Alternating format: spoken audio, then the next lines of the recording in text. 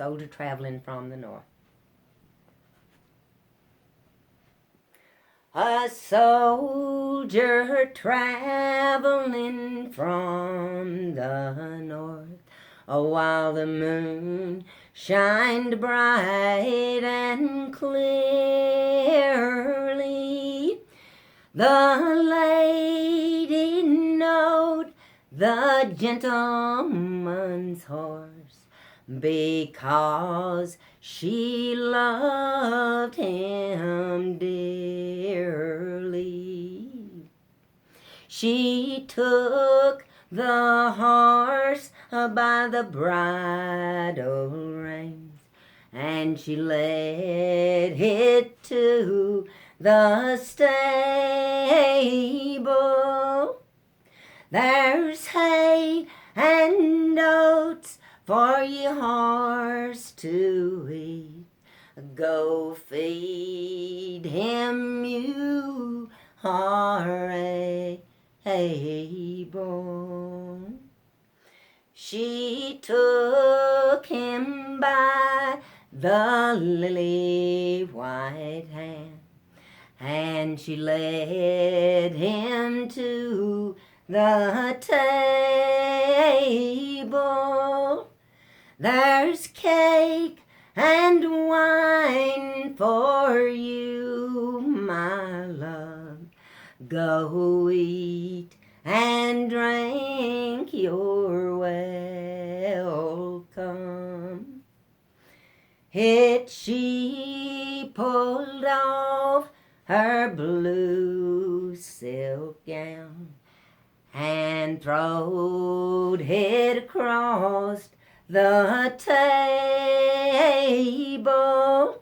He pulled off his uniform suit, and he hopped in the bed with the lady.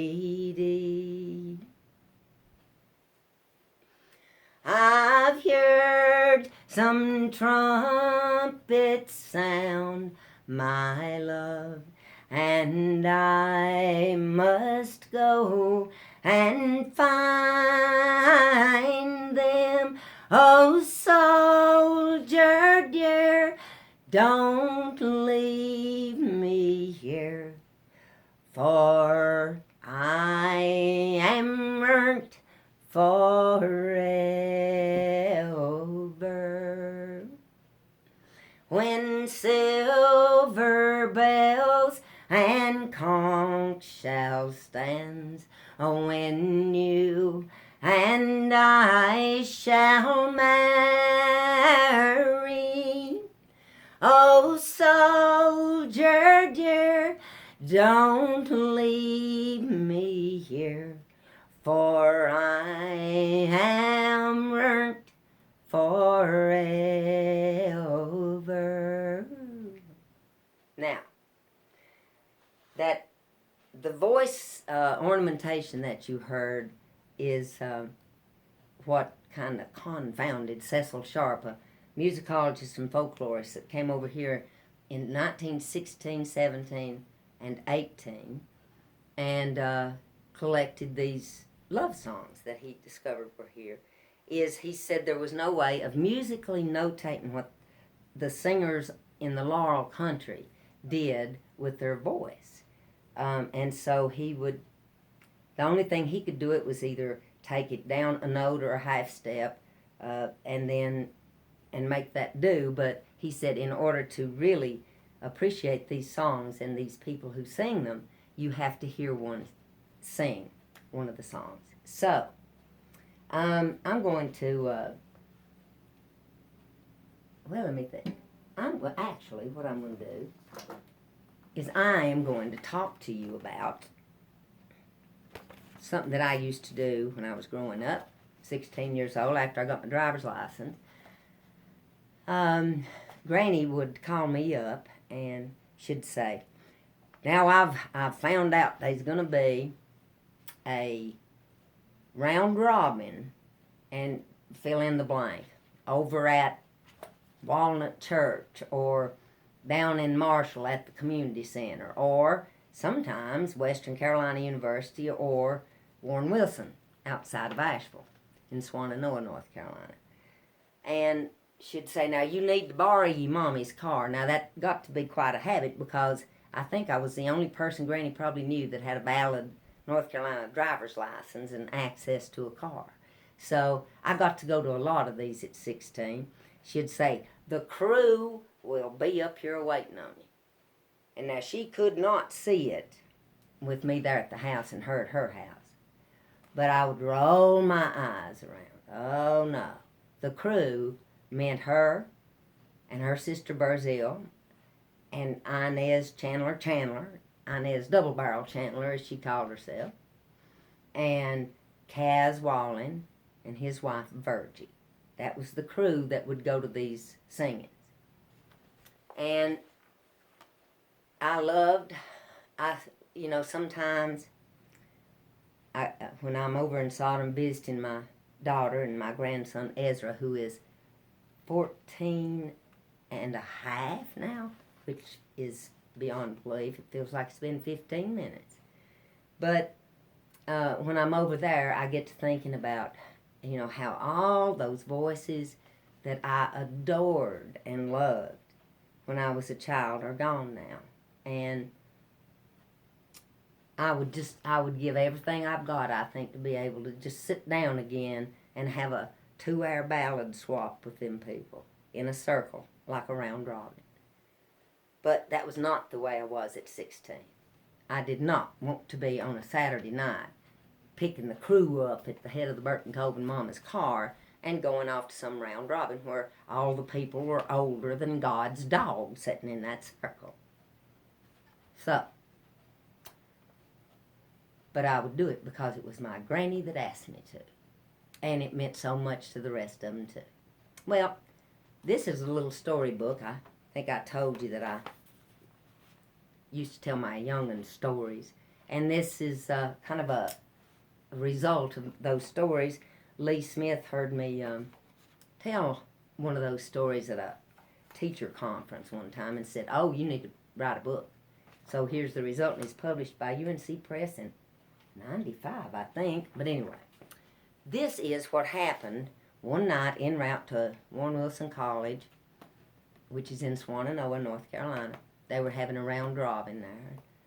The crew was in the car, and I have to tell you, Granny and Inez very seldom got, Granny and Barzil seldom got, they sat up front with me to say a word, because it was a wall of sound coming from the back seat where Virgie and Kaz and Inez was. As a matter of fact, Kaz said to me one time, I've rode on Inez Chandler's hip so many times I ought to be one of her young'uns. Because they'd get back there in the back, because him and Virgie were small and Inez would be back there with him. And she referred to herself as big and stout. And so Kaz would sing nonstop, with Inez singing whenever she got a chance, and Virgie talked nonstop. She was one of those people that would talk like, now I told Kaz if he got out there on the edge of that porch and fell off in my flowers there, I wasn't going to call no ambulance to come up here and pick him up, take him off the hospital, my Lord. And then she'd launch back into talking more. So the conversations got interesting. And here is my most favorite one. It's called Whatever Happened to John Parish's Boy. And I'm going to read it for you out of this little book. One evening, we were en route to Warren Wilson College, and as we headed up the Marshall Mountain, Granny interrupted Kaz, who was singing, and she said, right mournfully, Lord, that was awful about John Parish's boy, weren't it? Now, for a moment, there was silence in the car, which was unusual. And then Kaz said, Who? Inez screamed into Kaz's ear. John Parish's boy, I believe, she said. Virgie said, I don't believe Buck Parish had a boy. Him and Lou only had girls. Let's see. They was Jean and Margie and Susie and Rosie that I recall. But I don't believe they had a single boy. Now, me and Margie was born within a month of each other, and I remember the time she cut her foot while we was wading in the creek, and they took her off to Marshall. And we all thought that was the biggest thing. 'Cause folks didn't run off to the doctor then like they do nowadays. I was telling Kaz the other day that I am amazed how folks will run off to the doctor at the drop of a hat. Why, we just couldn't do that all the time. Every little thing happened to us. Every time we got sick. Why, Lump fell one time, come near to busting his brains out. And they never took him nowhere near a doctor. I'm afraid of him myself. The last time I was there, I saw poor old Patty, and she ain't no better than she was. Barzell interrupts and says, "You mean Patty's boy? What happened to him?" "No, not Patty's and Weston's boy, Granny answers. I'm a-talking about John Parrish's boy." Silence in the car. "Who?" asked Kaz again, interrupted during his singing. Inez leans over and screams even louder in his ear, "Jake Parrish's boy, I believe," she said. "No," says Virgie, "I really don't think Jake and Ev had no boys neither." Now, wait a minute now. That I think of it, they might have had one boy, Sim, I believe he is named. They named him after Big Sim Gosling. Of course, I always thought that was funny because Sim weren't his real name. Seems like it is Arthur or something like that. Now, that was who Sheila's Uncle Arthur was named for. Or maybe they named him after Bob's great-uncle Arthur. Why, I bet that was the way it was. Because why would they have named him after Sim Gosling? Because I don't know if his kin to Bob nor Emily neither. Lord, I remember, though, when Arthur was born, it was in September 1920. Inez interrupts with, "Arthur? Sheila? Honey, nothing's happened to Arthur, has it?" Well, before I could even get my mouth open, Granny said, "No, not to our knowledge. I'm a-talking about John Parrish's boy." "Who?" asked Kaz again. Inez screams. "She said something about Sim Gosling's boy, I believe." Now, if you've not picked up on the fact yet, Inez Chandler was a rabble-rouser. She was always gigging you to see if she could get some kind of reaction. Kaz never had a chance, cause... Well, Virgie says, now, Sim and Gert did have several boys. They named one of them after Jimmy Norton. Now, his for a fact, Big Bob's brother. Of course, him and Sissy had a bunch of young ones before he died of typhoid. They lived right up there at the foot of the Sim Mountain, down from where Deli's house is now. There's an old log house used to sit there before you started up the mountain itself, and I remember going there as a girl. Me and Mom would sit with Sis, and they'd just talk. Sometimes Molly would come up there a lot, too, and Lord, I always loved Molly. She had something wrong with her mouth and had trouble of talking, but after she married Wade, it got a lot easier pretty quick to understand her. Now, Molly was Emily's sister, weren't she? Why, yeah, I know she was. That is the prettiest place her and Wade had down there on the Wade Cliff. They took good care of their place, and Molly always had the prettiest flowers. I used to go out of my way just to get to walk by the house so I could see the flowers. Barzell interrupts and says, "John Parrish didn't have no girls, did he, Deli?" And Granny sighed and said, "I ain't a-talking about his boy, I ain't a-talking about his girls, I'm a-talking about his boy. His boy." "Who?" Kaz asked. Now, Cletus did have a boy, Virgie said, after a brief silence. His name is Joe, and I remember when he was born, it was in 1928, and there's a big snow on the ground. They used to come with big snows back when we was growing up. I remember my mother talking about it snowing where you couldn't get from the house to the barn for days. Said the snow would swirl around and just plumb blind you if you tried to go out in it. And you couldn't see a thing. Now, they had it rough back then. Inez interrupts with, "Deli, what happened to Sim's boy?" "I don't know nothing about Sim's boy. I was talking about John Parrish's boy." "Who?" Kaz asked. "John Parrish's boy," screams Inez. We pulled up in front of the building there on Warren Wilson campus, and I jumped from the car to help my precious cargo disembark. Barzil sprang out, being as spry as she was, and hurried through the door and followed right along by Virgie and Kaz. Granny stood waiting with me as Inez struggled to extrude herself out of the back seat and confines of my mother's car. And as Inez stood there straightening her clothes and gathered her pocketbook up, and I got back in to move the car around to the back to the parking lot, I heard her ask Granny, "Well, Granny, what did happen to John Parrish's boy?" And Granny said, "Hell, he died." And that's a true story, because I found the recording that I made that evening that we were taking that little trip to Warren Wilson. So, next what I'm going to do is I'm going to play the banjo for a tune. I don't know, I might just get started and won't quit. And I'm going to sing one that I usually use to close out a program.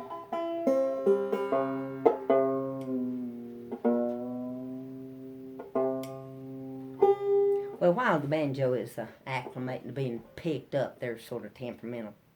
I wanted to share something with you that I've read lately. Stories make your children smarter. They can set people who listen to them completely on fire, inspiring them to do all sorts of wonderful and creative things. They also take a listener on a journey to faraway places, and they allow them a window to look through into their life by telling a story. Anybody does. And all the storytellers here at the Georgia Mountain Storytelling Festival are some of the cream of the crop. I tell you the truth. I know every one of them, and all of them are just stellar, wonderful tellers. And I'm sure that they would agree with me that there's something that's more intimate about sharing your emotions with somebody through your stories. You know, it's more so than putting a musical instrument between you and a person. You're just kind of standing there, you know, and what's there is what's there. It is what it is, as they're saying nowadays. But the wonderful thing about telling stories is that it keeps family members living long past the time that they pass away. And it also gives kids, I think, young'uns, an opportunity to know where they came from and the kind of people that they came from and what they all did and that sort of thing. And sometimes it just blows my mind that young'uns don't know who their great-grandparents are, you know, especially on their mother's side. Because, you know, Mom takes Dad's name, or now it's not that way all the time. As a matter of fact, I'm still Sheila Kay Adams. So, oh, I know. I'm going to sing this tune that I usually sing whenever I'm on the road. But since I'm not going to have to do it, I'm still going to sing it anyway because I love it. It's called I'm Going Back to North Carolina.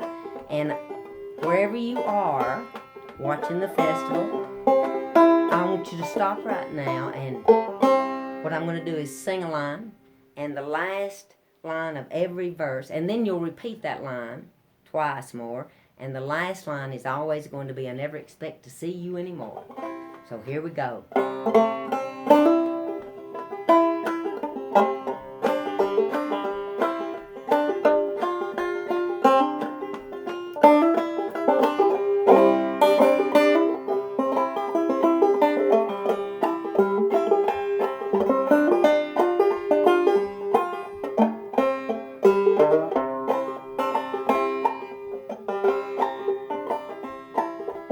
I'm going back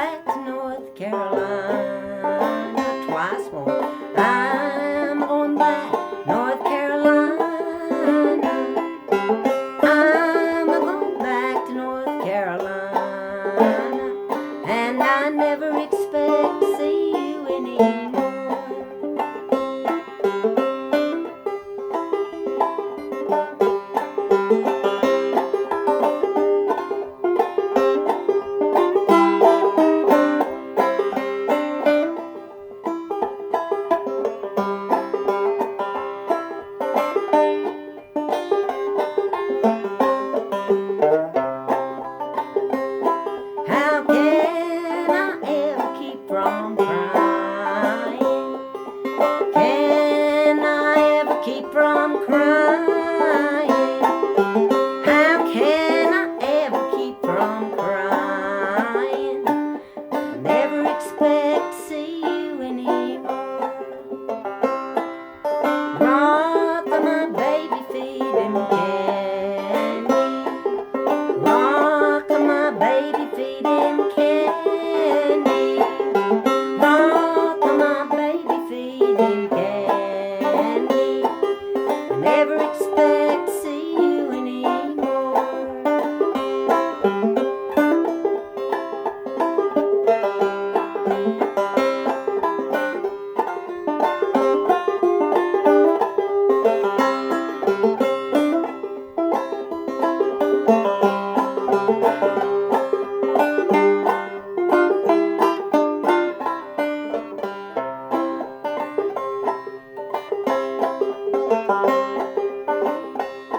Oh, I'm gonna leave here Sunday morning. I'm gonna leave here Sunday morning. I'm gonna leave here Sunday morning. And I never expect to see you anymore. Let's do that. I'm going back to North Carolina. I'm going back to North Carolina. I'm going back to North Carolina. I'm going back to North Carolina. And I never expect to see you anymore. And I never expect to see you anymore. And that's I'm going back to North Carolina. And I'm going to close out with one that has been a favorite of mine for a while now. Learned it from a wonderful ballad singer by the name of Jeff Warner. And I learned this song in, it's funny because I got so used to remembering now who sang what song that I still say, well, I learned it from so-and-so. But I learned it from Jeff Warner. We were at, interestingly enough, Warren Wilson College, and we were waiting. We'd just gotten there on Sunday, and my husband had passed away in March of that year, in '09. And Jeff, who I'd known for years, said, I'm awful sorry for your loss. And I've thought a lot about you since March, and so I'm going to share a love song with you. And he said, actually, it is a love song that my parents, Ann and Frank Warner, collected on the Outer Banks, just off the coast of North Carolina. And they got it from a woman, Helen Trillett was her name. And the interesting thing about North Carolina is that we've got the mountains, and they have accents like mine, if you can believe such a thing. Only theirs might even be a little stronger than mine. And on the coast, you've got the Hoyt-Hoyters, and they're from Plum, Scotland. They even have a Scottish brogue. So I'm going to close out with a song I'm being motioned at, which means time's up, I guess. But anyway, this is His Bright Smile Haunts Me Still. And Jeff, you were exactly right, because this song has meant a lot to me since Jim's death. And thank you again for allowing me to be a part of your evening, and I hope to see you again somewhere online real soon. So, okay. No, you wave. Oh, I'm being instructed to wave at the camera. I will when I finish. That's okay. Just part of it, I've got a handler, an instructor here, so. And I'd like to thank Dennis Tolley for running the camera this evening and being in charge of production and lighting and all that stage crew would have to do. Thank you, Dennis. So I'm going to close out with His Bright Smile Haunts Me Still, and I'm singing for the cats who are laying here in front of me and for Dennis. It's been a year since last we met, and we may never meet again, and I have struggled to forget, but the struggle is in vain, for his voice rides on the breeze, his spirit comes at will, and in the midnight on the seas, his bright smile haunts me still. In the midnight on the seas, his bright smile haunts me still. I have sailed neath foreign skies, and I have trod the desert path, and I have seen the storms arise like a giant in his wrath. And as I close my aching eyes, sweet dreams my memory fills, and from sleep when I rise, his bright smile haunts me still. And from sleep when I rise, his bright smile haunts me still. Thank y'all very much.